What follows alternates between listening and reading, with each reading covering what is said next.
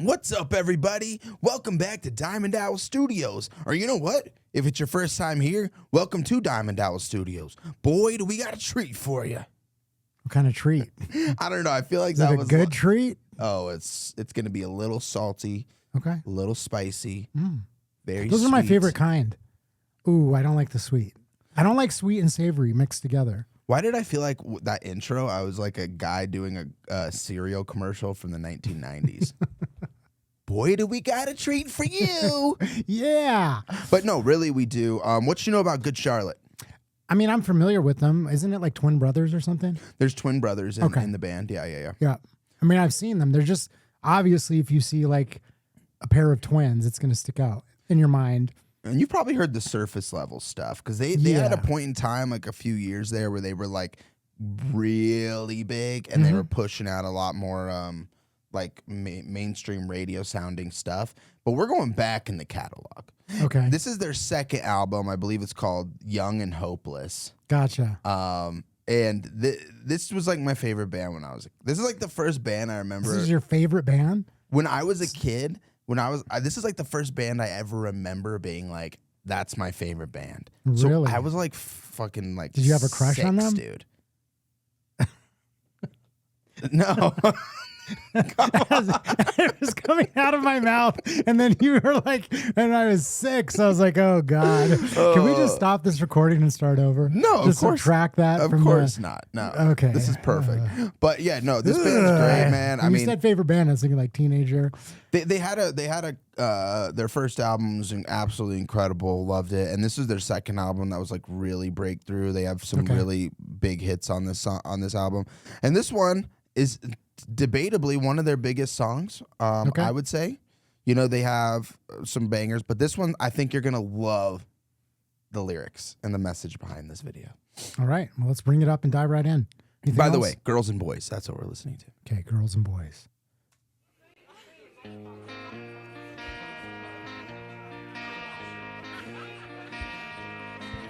Educated with money, he's well dressed, not funny, and not much to say in most conversations, but he'll put the bill in all situations, cause he pays for everything.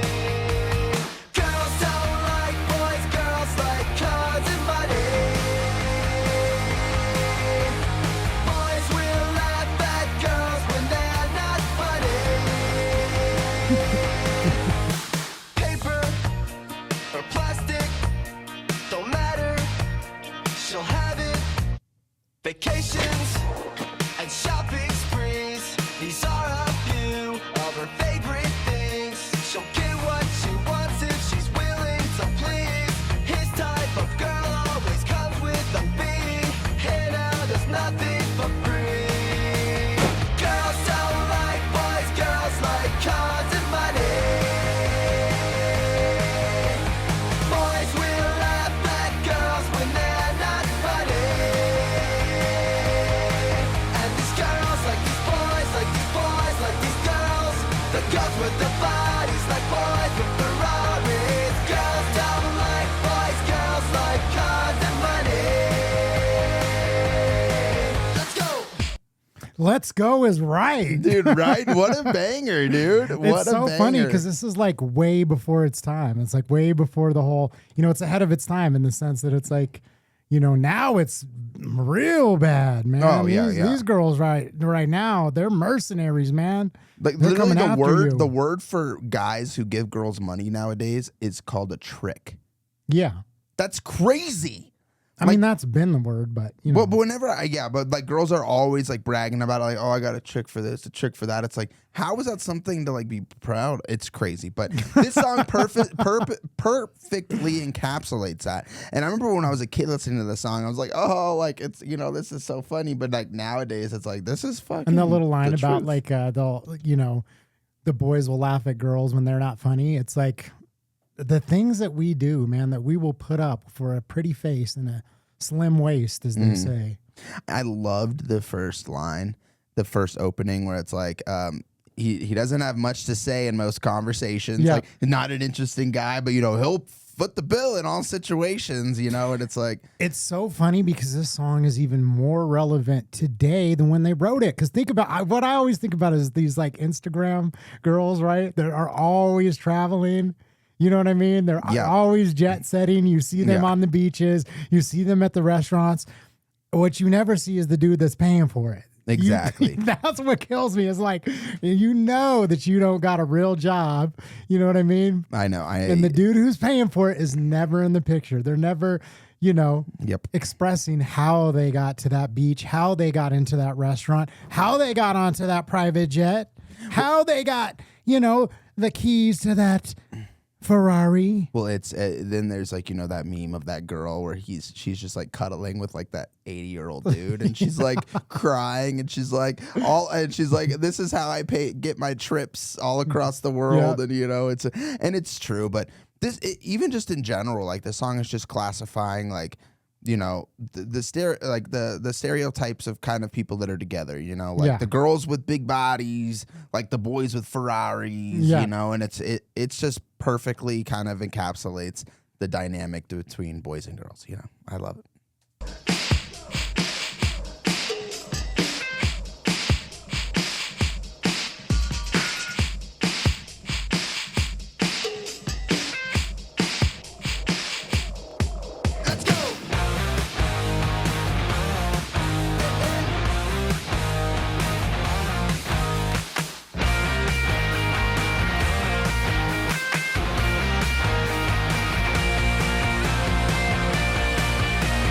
Girls don't like boys, girls like cars and money. Boys will laugh at girls when they're not funny. And these girls like these boys, like these boys, like these girls. The girls with the bodies like boys with Ferraris. Girls don't like boys, girls like cars and money.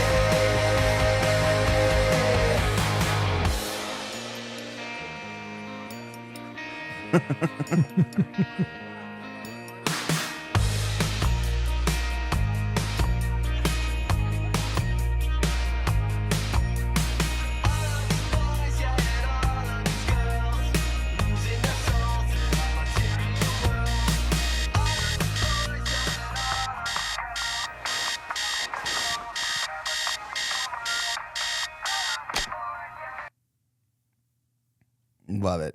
That song was fun. I mean, it was just a fun song. And the video is so much fun. And what I've always loved about them is like their style, like some of like their older stuff too, especially their first album, which I'm blanking on the name, but they have like a song called like World Off or something. And he like raps in it. Like, like they have a lot of these elements to their music where like even their style is like not, it's like has elements of emo, kind of like punk, kind of like thug, you know. It's funny because that's what I was thinking. I mean, it's definitely California because California's got that blend of like, you know, like the tracksuits. That's like the Adidas tracksuit is kind of like, you know, associated with Run DMC, so classic hip hop. But then you also kind of had like the essays like at the beginning, you know what I mean, at the video. And so, and then he's got the makeup at the same time going down his face. Like that's one thing is they always had their own style. And I think like once, like when this music started becoming really popular, like a lot of people kind of like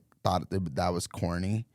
I did. I'll be honest with you. That's why I never like, I kind of like recognized the chorus a little bit, but I just thought like, oh, it's kind of corny. So I never really like paid attention to it, you know, regardless, like I said, now like with time and not being such a judgmental asshole, because that's what it comes down to. It's just like being judgmental is just like recognizing like this is like a super fun song, like super fun. And yeah, they always good vibes. They have obviously some music that gets more into like the other element, but I mean I could show you some songs by them that are just so fun, you know, like there's a song Riot When you Girl. say the other element, what do you mean?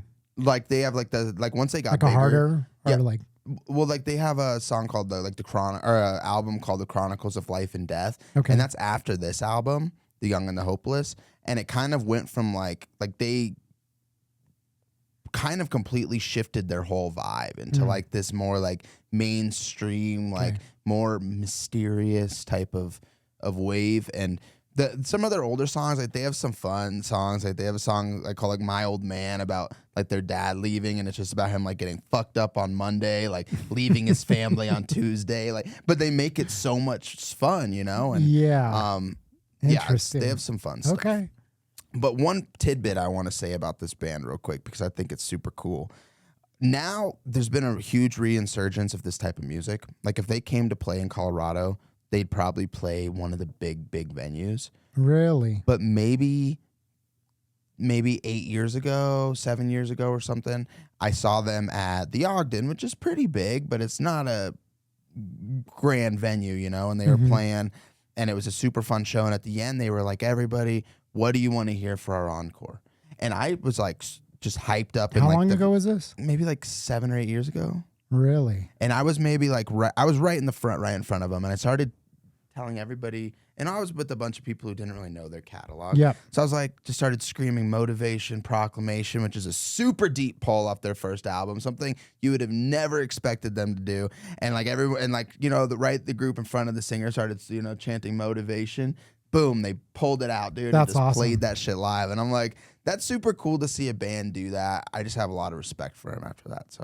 So were they doing like bigger shows and then went down to the Ogden and now they're like back up again? Yeah, I would say like probably back in like 2016 through maybe 2020, the resurgence started coming back up. But it like there was a while where they like, because this song's kind of old. How old is the song? it's like 16 years old. Is that it? Or I think it's older than that. Okay. But this video, it said it was posted 16 years ago. So that's what it Gotcha. said. And then I realized, wait, that would have made me 14. There's no way.